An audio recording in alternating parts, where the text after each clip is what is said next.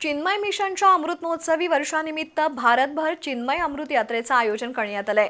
गुरुदेव स्वामी चिन्मयानंद यांच्या पादुका आणि त्यांच्या इतर स्मृतिचिन्हांसहित निघालेल्या अमृत यात्रेचा 35,000 किलोमीटरचा प्रवास करून ऑक्टोबर महिन्यात दिल्लीमध्ये समारोप होणार आहे। 12 फेब्रुवारी रोजी या यात्रेचं कोल्हापुरात आगमन होईल। यावेळी शोभायात्रा काढणार असल्याची माहिती स्वामी दत्तराजानंद आणि हसमुखभाई शहा यांनी पत्रकार परिषदेत दिली।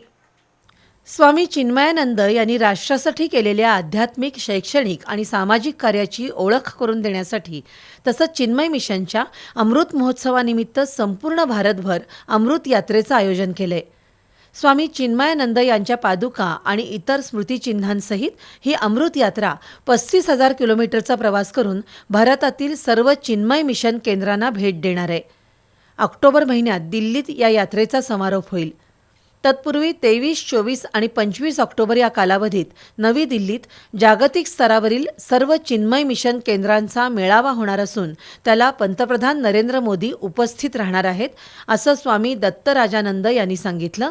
तसंच 12 फेब्रुवारी रोजी सकाळी 9:30 वाजता या चिन्मय अमृत यात्रेचं आगमन कोल्हापुरात होणार आहे।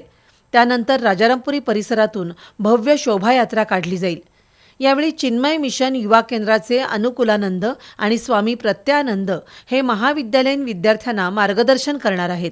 संध्याकाळी प्रतिभानगर इथं अतिरिक्त पोलीस महासंचालक दीपक पांडे यांचं चिन्मय मिशन एक प्रेरणा या विषयावर व्याख्यान होणार आहे, असं दत्तराजानंद यांनी सांगितलं। पत्रकार परिषदेला स्नेहल कारंडे, प्राध्यापक विलास गंभीरे उपस्थित होते।